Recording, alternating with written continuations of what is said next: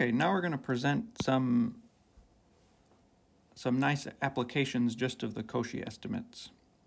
So I've rewritten them here, so it says that if you have a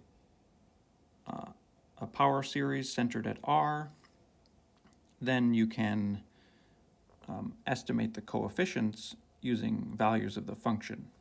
And again, I had this typo here. It should be the circle of radius R centered at Z0.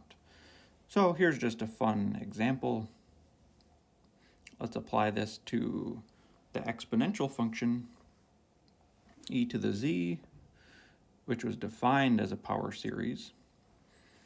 And so its coefficients are 1 over n factorial.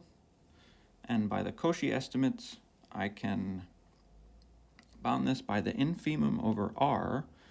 And the radius of convergence here is infinite, so it's just an infimum over all little r's of the supremum of e to the z over the circle of radius r divided by r to the n.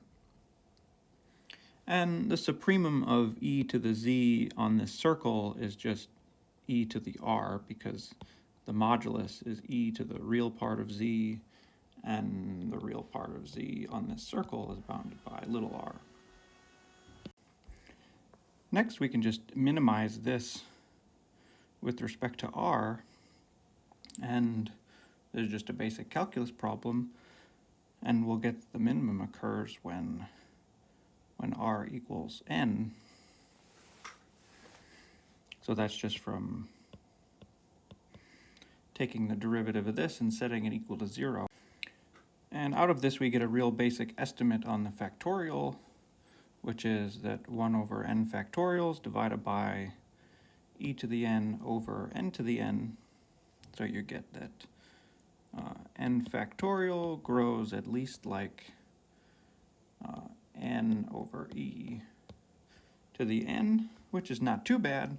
Eventually we'll learn about the Stirling approximation of n factorial, which says that n factorial is asymptotic to square root of 2 pi n over e to the n, so this isn't too bad. We can also use Cauchy estimates to prove a standard theorem in complex analysis called Liouville's theorem, that if I have a bounded holomorphic function, or bounded analytic, I think I'll usually write and say analytic from now on because it's just a shorter word, but it means the same thing as holomorphic at this point. If f is analytic and bounded, then f is constant. You get this straight from Cauchy estimates. So again, this is an entire function, which means it's analytic on the entire plane. So by previous results, it can be represented by a power series on all of C, and so you can use the Cauchy estimates similar to with the exponential function over there.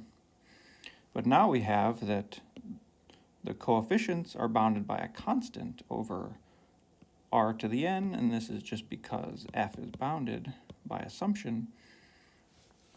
But we have this for all r's, so you can send r to infinity, at least when n is greater than or equal to 1, to see that all of the coefficients except for n equals 0 are going to be 0, so f has to be constant.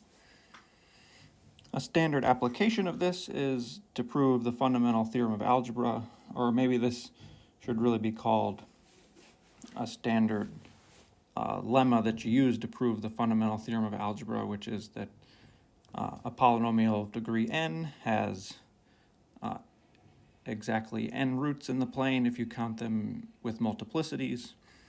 But here we can just show that if I have a polynomial with no zeros in the complex plane, then the polynomial has to be just a constant.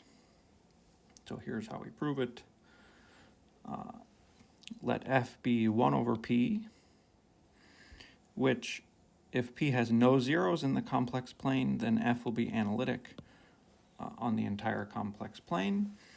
And that's from the property of holomorphic functions, that 1 over a non-vanishing holomorphic function is holomorphic. You could have done this in the setting of power series, but it's much easier to point it out for complex derivatives. Okay, so Suppose we've written out P so that Pn is non-zero. We basically want to show that n is 0. Okay, but we can get a lower bound on P using that a top coefficient is non-zero. So I sort of factor out the most significant term, which is z to the n Pn, and then you can use a triangle inequality to bound the rest of the terms here. And this part here is Pn and then a bunch of terms with negative exponents on z. So as z tends to infinity, this will tend to Pn. So in particular, you'll have that this is bounded below for z large. And the modulus of z would also be bounded below for z large. So you can get this bounded below by a constant for z large. And since P is non-vanishing, you get that P is bounded below by a constant on compact sets. So you get that P is bounded below by a constant on the entire plane.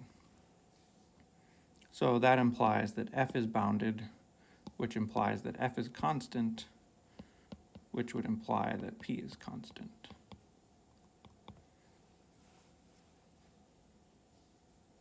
And that proves the hardest part in proving the fundamental theorem of algebra. So once you would know that a polynomial of degree n has at least one root, then you can factor it out and keep factoring them out until you get all of them.